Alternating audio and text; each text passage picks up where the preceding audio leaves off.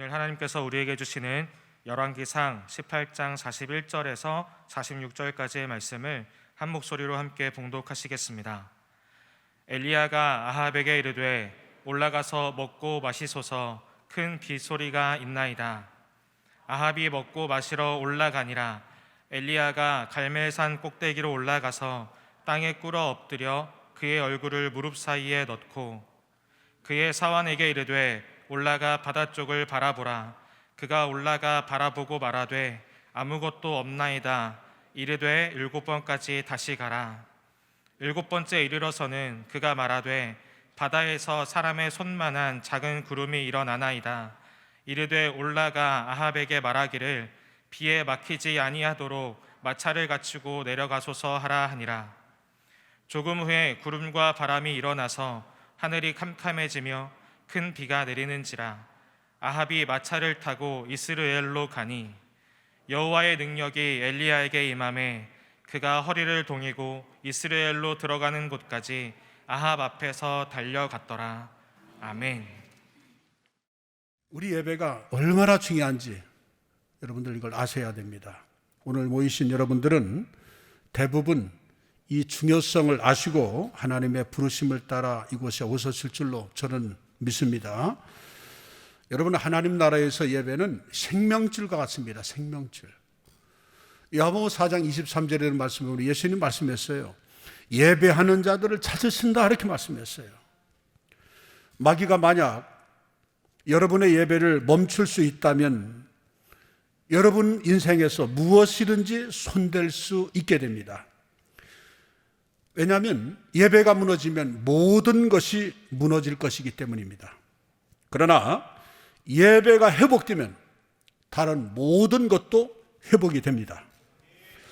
예배를 통해서 여러분이 하나님의 임재를 충만히 체험했다면 하나님께서는 여러분 인생의 모든 영역을 책임지실 것입니다. 침체된 영을 하나님 반드시 살리실 것입니다. 여러분의 가정도, 사업장도, 직장도, 교회도 모든 것의 사활이 어디에 걸렸느냐? 예배에 걸렸습니다. 여러분의 재정, 인간관계, 여러분의 모든 현재의 문제들과 장래의 모든 일들이 오늘의 예배에 의해서 결정이 될 것입니다. 예배가 회복된 인생의 이 특징을 보면은 영적인 관점이 달라진다는 것입니다. 예배하기 전과 예배한 후의 관점이 완전히 달라집니다. 눈에서 육체의 비늘이 떨어지고 영의 눈이 활짝 열려지게 됩니다. 그러면 이때까지 안 보이던 것들이 보이게 됩니다. 보던 것들이 안 보입니다. 하나님이 주시는 능력으로 승리하는 인생을 살게 됩니다. 야구에서 이 강타자들이 공을 잘 치는 이유는요, 공을 보는 그 눈이 다릅니다. 그것을 선구안이다, 이렇게 말합니다. 그 선구안이 뛰어나기 때문에 정말 빛의 속도로 오는, 총알같이 오는 그런 공을 쳐서 홈런을 칩니다. 이 선구안. 마찬가지로 영의 눈이 열려서 하나님의 놀라운 섭리를 보는 사람은 남들이 절망하는 상황 속에서도 그들은 기적 같은 안타를 치고 나가게 될 것입니다.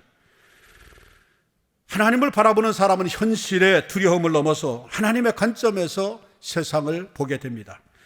여러분의 눈에 지금 무엇이 보이는가는 여러분의 영적인 상태를 보여주고 있습니다. 똑같은 약속의 땅을 정복하고 돌아와서 여호수아 갈렙은 하나님이 취하라고 하신 비전이 보였습니다.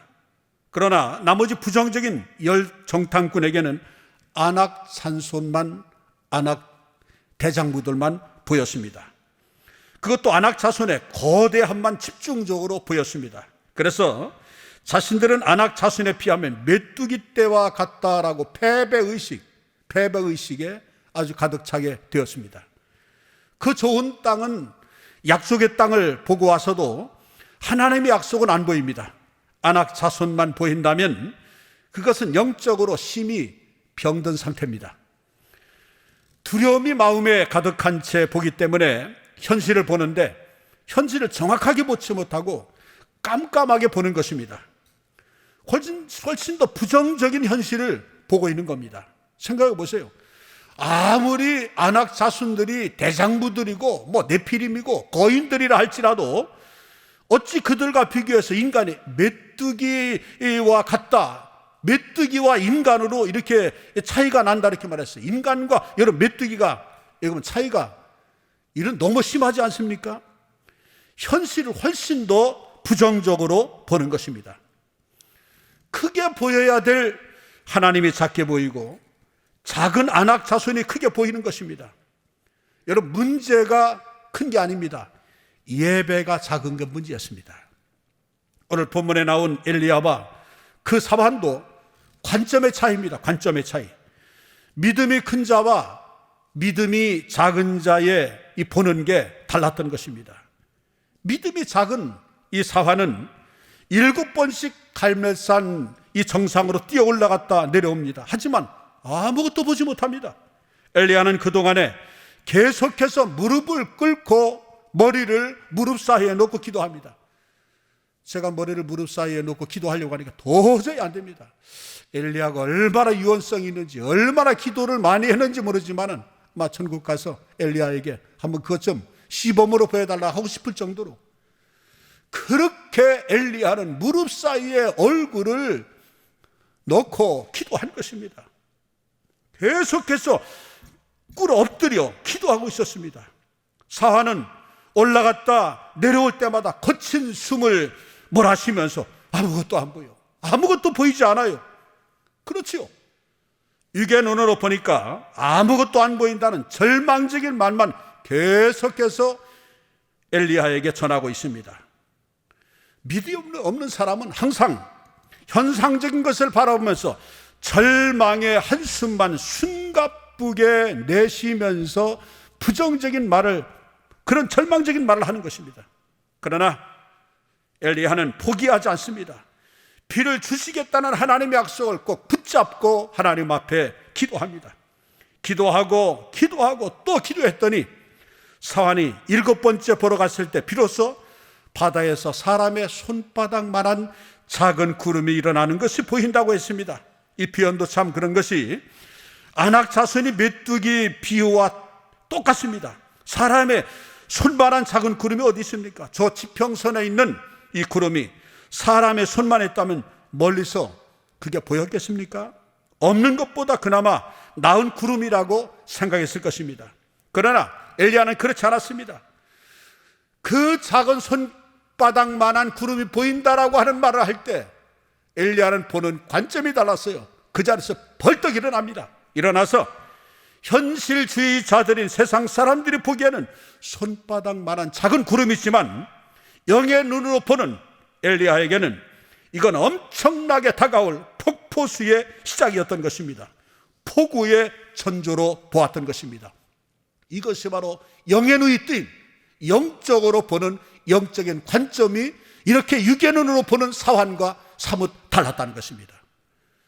믿음을 가지고 기다리는 사람은 다른 사람이 작게 보이는 것에서 큰 가능성을 봅니다.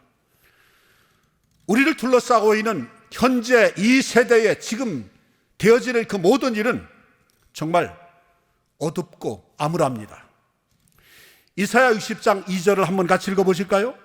보라, 어둠이 땅을 덮을 것이며 캄캄함이 만민을 가리려니와 오직 여호와께서 내 위에 임하실 것이며 그의 영광이 내 위에 나타나리니.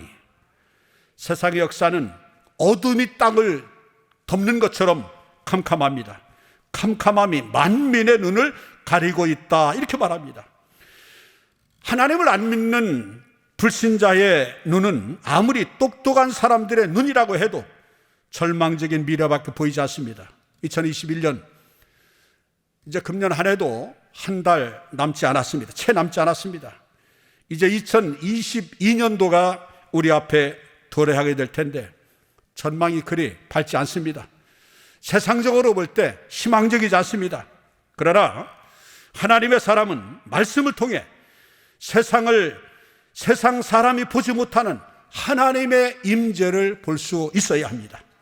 믿음의 눈으로 세상을 보기 때문에 어두움의 역사를 보는 게 아니라 그 역사 뒤에서 하나님의 사람에게 비추어 주시는 하나님의 영광을 볼 수 있고 하나님의 영광을 말할 수 있어야 합니다. 너희가 믿으면 하나님의 영광을 보리라고 요한복음 9장에서 말씀해 주고 있는 것입니다. 그래서 우리는 절망하지 않습니다. 문제가 커 보이는 것은 문제가 진짜 커서가 아니라 예배가 메말랐기 때문입니다. 영안이 열리지가 않아서 보이지 않는 영의 세계에서 일어나고 있는 놀라운 이들을 보지 못하기 때문입니다. 그러니까 현실의 장벽에 그냥 기가 죽는 겁니다. 예배를 통해서 하나님의 영광을 보고 나오니까 커 보였던 문제가 작아지고 더 집중적으로 기도하고 하나님 앞에 매달리니까 적은 문제, 아무것도 아닌 것입니다. 문제가 문제로 보이는 것이 큰 문제가 되지 아니하고 아무것도 아닌 게 되어지는 것입니다. 아침에 출근했을 때 기도를 열심히 하고 예배를 체험한 사람은 회사에 실무를 시작해도 옛날같이 두려움에 떨고 불안해하지 않습니다. 문제가 어디 간 게 아니고 문제는 그대로 있는데 관점이 변한 것입니다. 관점이 변하니까 문제가 더 이상 우리를 짓누르지 못하는 것입니다. 우리를 압도하지 못하는 것입니다. 5살짜리 아이가 많은 사람들이 이제 음집한 야외 공연장에서 사람들이 너무 많아서 안 보입니다. 껑충껑충 뛰고 좀 이렇게 무대를 보려고 해도 너무나 사람들이 많고 큰 사람들이 있으니까 비집고 들어갈 수 없고 보이지 않은 거예요. 세상 답답합니다. 그때 아빠가 아이를 번쩍 들어서 무등을 태웁니다. 여러분, 그 순간에 이 아이는 아빠의 눈에서 세상을 보게 되니까 환호성을 지르는 겁니다. 야, 다 보인다, 신난다. 마찬가지입니다. 우리가 예배에 성령 충만한 자리에 머물면 옛날에는 문제를 밑에서 위로 올려다 봤는데 이제는 위에서 아래로 문제를 내려다 보게 되는 것입니다. 문제는 그대로 있는데 내가 커진 것입니다. 제가 어릴 적에 초등학교, 중학교, 고등학교를 나왔던 어린 시절에 정말 꿈이 자랐던 곳을 이제 결혼하고 한 몇십 년 후에 두 아이를 데리고 갔어요. 그때는 세상 넓어 보이고 야, 세계에서 이렇게 큰 마당이 있는가 했는데 몇십 년이 지난 후에 추억의 장소를 가봤더니 세상에 손바닥보다도 작습니다. 여러분, 그 땅 그대로입니다. 그 운동장 똑같은 그곳에 있어요. 문제는 그대로 있는데 내가 커진 것입니다. 여러분, 하나님 관점에서 보면 마찬가지입니다. 현실이 변하지 않은데도 다르게 보이는 것입니다. 예배의 자리에서 하나님의 영광을 체험한 사람은 높은 관점으로 올라가는 것입니다. 가장 높게 나는 새가 가장 멀리 봅니다. 가장 멀리 보는 새가 가장 멀리 갑니다. 비전의 크기가 인생의 크기를 결정하는 것입니다. 우리는 너무 전후좌우만 바라보고 달려가는 세상에 물들어 있다 보니까 하나님을 보는 시각이 아예 상실해 버렸습니다. 어떤 사람은 그냥 앞만 보고 앞으로만 직진합니다. 전형적인 목표 지향적인 사람입니다. 이를 이루기 위해서는 물불 가리지 않고 뛰기는 뜁니다. 그저 불도저 같은 인생길에는 너무나 많은 사람들이 다칩니다. 가정도 희생해야 되고 동료도 희생하면서 앞만 보고 달려가는 사람의 인생, 수많은 사람의 희생을 낳게 합니다. 어떤 사람은 앞으로 걸어가면서 자꾸 뒤를 쳐다봅니다. 앞을 향해서 미래를 향해 가야 되는데 과거를 바라봅니다. 과거의 상처를 되새기면서 살아갑니다. 전진이 없어요. 아픔, 슬픔, 지난 과거에 과거를 생각하니까 전진할 수가 없는 거예요. 죄책감에 빠지고 그 짓눌려서 그 아픈 상처에 머물러 있는 것입니다. 그러니 정신적인 스트레스와 그 고통은 말할 수 없는 것입니다. 어떤 사람은 옆을 항상 두리번거리며 살아갑니다. 이런 사람들은 사람의 눈치를 보며 살아가는 사람입니다. 유행에 민감한 사람들, 옆에 사는 사람들의 말에 너무 흔들리는 사람들, 이런 분들은 인생에 줏대가 없습니다. 그런 사람들도 불안해합니다. 여러분, 하나님을 믿는 사람은 전후 좌우 앞을 보는 것이 아니라 위로 하나님을 바라보아야 합니다. 눈을 들어 하늘을 바라보라는 것입니다. 하나님께서는 성경 곳곳을 통해 우리에게 눈을 들어 하늘 보라. 자, 그 말은 우리의 눈이 땅을 향하고 있었다는 것입니다. 여러분, 사람이 하늘을 보고 살면은 굳이 하나님께서 눈을 들어 하늘을 보라고 말씀하시겠습니까? 땅을 보고 사니까 눈을 들어 하늘 보라. 우리의 도움은 어디서 올까? 천지를 지으신 여호와 하나님에게서로다. 할렐루야. 천지를 지으신 전능하신 하나님이 우리를 도우시려고 양팔 벌리고 하늘문을 열고 우리를 기다리십니다. 우리의 부러지는 음성에 하나님은 귀를 기울이시고 우리의 신음하는 소리까지 주께서 들으시기를 원하시는 것입니다. 우리의 마음에 울부짖는 소리를 듣기를 원하시는 것입니다. 오히려 주님을 바라보십시오. 하나님께서는 기도했다면, 예배했다면 이제는 눈을 들어 하늘의 하나님을 보라고 말씀하십니다. 두 다리로 땅을 딛고 서서 영의 눈을 들고 하나님을 바라보면 다른 인생을 살게 될 것입니다. 아, 정말 이 세계가 있구나. 그 세계에 만족하며 기뻐하며 감사하며 찬양하며 하나님께 영광 돌리며 삶을 살아가게 될 것입니다. 하나님의 관점으로 세상을 보기 위해서는 두 가지 선행 조건이 있습니다. 첫째는 예배 회복이고 둘째는 기도입니다. 오늘 본문의 역사적인 배경을 좀 우리가 봐야 되는데, 오늘 본문 사건이 있기 전에 이런 일이 있었습니다. 이스라엘이 하나님 앞에 예배가 무너졌습니다. 예배가 무너져 있었어요. 우상을 섬기고 죄를 많이 지으니까 하나님 이스라엘에게 3년 동안에 아주 물을 끊어버리셨습니다. 피가 바짝 말라버렸습니다. 끔찍한 이 가뭄이 백성들의 삶을 도탄에 빠지게 했습니다. 3년 만에 하나님이 가뭄을 끝내고 비를 주기로 작정하시고는 내가 지면에 비를 내릴 것이다 라고 했는데 바로 비를 주지 않았습니다. 저는 성경을 보면서 하나님이 약속하셨는데 약속하시기를 바로 이루셔야 되는데 바로 이루지 않았어요. 바로 주지 않았어요. 하나님의 약속이 있었지만은 바로 지면에 비를 내리진 않았습니다. 먼저 엘리야가 갈멜산에 올라갑니다. 무너진 예배의 제단을 다시 쌓았습니다. 그리고 제물을 드리고 그 후에 기도합니다. 하늘에서 불이 내려와서 예배의 제물을 다 불살라 버렸습니다. 성령의 불이 내려오면서 무너졌던 예배의 단이 회복이 되었던 겁니다. 예배가 회복되면서 이 엘리야는 그 즉시로 온 나라의 영성을 젖먹고 있던 그 당시 바알을 따르는 사람, 아사라를 따르는 사람 450 정말 850명의 그 이방신을 따랐던 그런 850명을 죽여버립니다. 예배가 회복되는 순간 여러분의 일생을 젖먹고 있던 여러분의 우상이 죽은 결과를 가져오게 되어지는 것입니다. 그러면서 살아나는 것입니다. 그러면서 완전히 보는 게 달라집니다.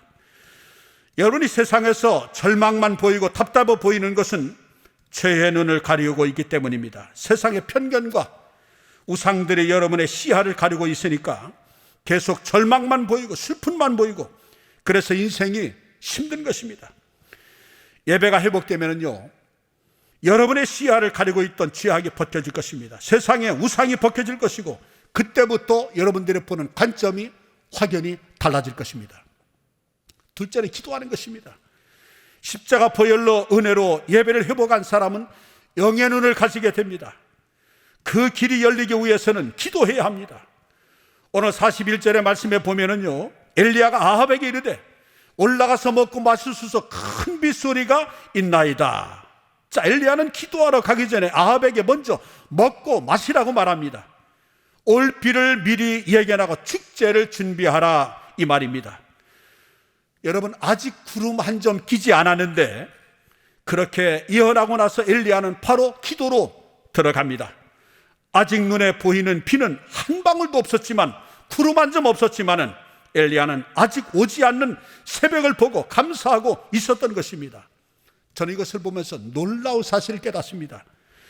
사실 기도는 응답이 먼저입니다. 기도 후에 응답을 받는 것이 아니라, 기도 후에 응답받는 것이 아닙니다.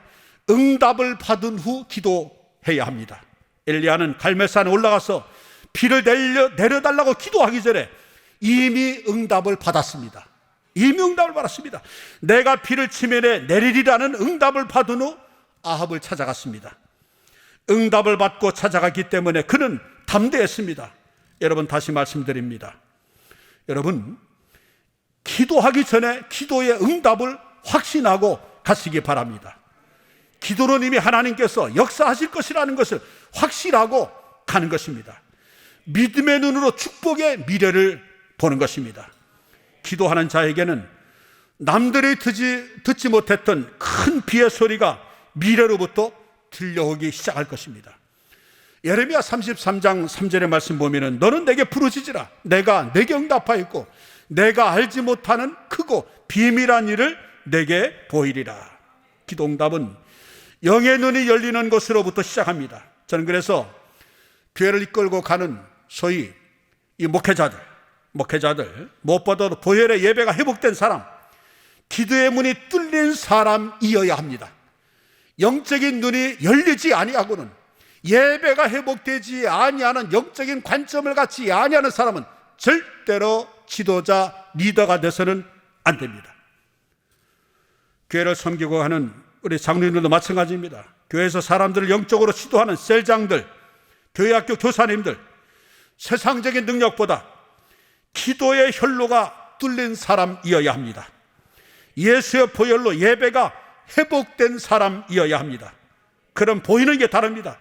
그래야 하나님 나라를 이해할 수 있고 하나님 나라를 이해해야 하나님의 나라를 선포할 수가 있습니다.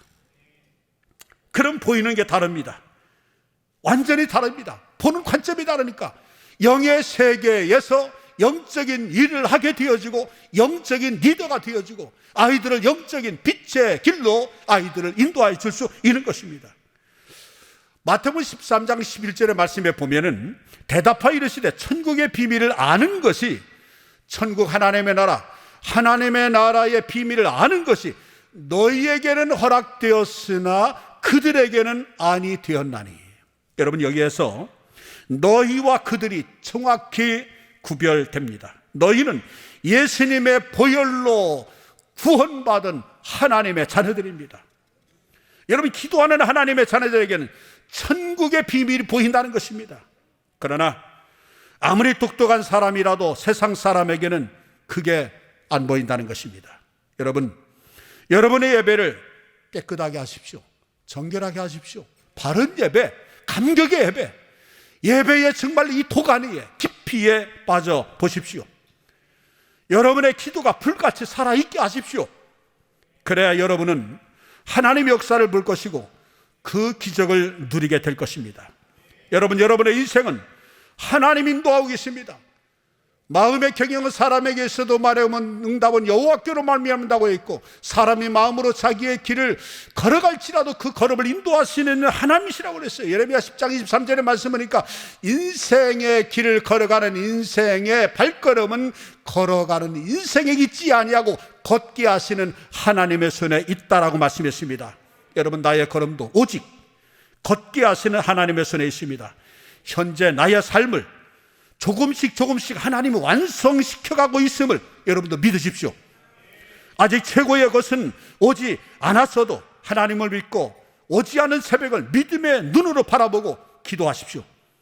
이렇게 영의 눈이 열린 사람은 능력의 삶을 삽니다. 지금 엘리야가 그렇습니다.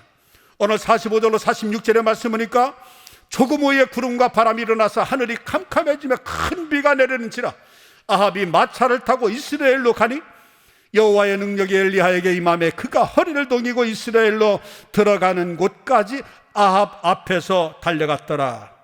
놀라운 일입니다. 참으로 놀라운 일. 비가 쏟아지니까 아합이 탄 마차를 먼저 보냅니다. 분명히 마차를 먼저 보냅니다. 여러분, 당시 이스라엘은 비가 쏟아지면 갑자기 굵은 빗줄기가 생겨서 사람이 휩쓸려 가곤 했다고 합니다. 그래서 그걸 피하려고 먼저 보내는데 이 갈멜에서 이스라엘까지 거리가 25km입니다. 25km. 그러니까 이 오래 달리기에 그냥 하프거리입니다. 42.19km의 이 절반이 넘는 긴 거리입니다. 이 긴 거리를 엘리야가 갑자기 옷을 허리에 묶더니 달리기 선수의 폼으로 뛰기 시작합니다. 얼마나 빨랐는지 가장 좋은 말, 여러분 왕이 타는 말이니 얼마나 잘 달리겠습니까? 그런데 가장 좋은 말이 끄는 왕이 탄 마자를 추월해서 갔습니다. 추월해서 어떻게 갈 수 있을까? 여러분, 우사인 볼트라든지 벤 존슨이라든지 그 세계적인 정말 제일 잘 달리는 사람도 여러분 마차보다 더 잘 달리겠습니까? 말보다 달리겠습니까? 물론 100m는 그럴 수 있어요. 그런데 지금 25km를 어떻게 마차보다 빨리 완주했겠습니까? 이건 놀라운 일입니다. 기적 같은 일입니다. 이것은 사람의 힘으로 뛴 게 아닙니다. 여호와의 능력이 임한 것입니다. 여호와의 능력이 이긴 것입니다. 여호와의 능력이 왜 임했을까요? 지금 엘리야는 축제의 예배, 승리의 예배를 드린 것입니다. 하나님만이 볼 수 있는 축제의 예배를 드린 것입니다. 빛속으로 막 뛰는 엘리야를 보고 사람들은 아마 미쳤다고 말했을 것입니다. 사람들은 이해하지 못했을 것입니다. 아합은 자신을 추월하는 엘리야를 보면서 이게 뭐지? 아마 이해하지 못했을 것입니다. 이것은 영의 눈이 열린 사람만이 알 수 있는 그야말로 축제의 달리기입니다. 이 끔찍한 죄로 가득한 세상에 하나님께서 불을 주시고 비를 주셔서 하나님의 영광을 보이셨습니다. 엘리야는 하나님의 영광을 보았습니다. 그래서 그 영광을 목이 터져라 달리면서 선포했을 것입니다. 온 세상아 들어라, 하나님은 살아계시다, 그가 이 세상의 소망이 되질 것이다 라고 외쳤을 것입니다. 아합 왕은 전혀 몰랐습니다. 왜 비가 내리는지도 모르고 비 오는 것만 좋아했습니다. 사람들은 왜 이렇게 역사가 회복되는지, 왜 이 민족이 복을 받는지 몰랐습니다. 하나님의 사람 엘리야만 알았습니다. 그래서 엘리야가 이렇게 뛸 때 저는 하늘문이 열리면서 온 천군 천사들이 함께 환호했다고 믿어 의심치 않습니다. 하나님이 이 예배를 기쁘게 받으셨다고 저는 믿습니다. 춤추면서 하나님을 찬양하던 다윗처럼, 오직 한 가지를 구했던 다윗처럼 엘리야도 춤을 추면서 하나님을 찬양하는, 하나님의 이름을 증거하는 그런 증인의 삶을 산 것입니다. 여러분들 그렇게 하십시오. 하나님의 영광을 본 사람은 세상 우리를 알아주지 않아도 우리는 증인이 되어야 할 것입니다. 춤추며 예배하면서 이 절망할 수밖에 없는 세상 속에서 우리는 소망을 이야기하고 우리의 말과 그리고 행동으로 하나님의 영광을 세상에 선포하는 그런 증인의 삶을 살아야 됩니다. 대림절 두 번째 주일입니다. 성탄절까지. 대림절이 뭡니까? 대강절이라고 하는데 대강대간 보내는 것이 대강절이 아닙니다.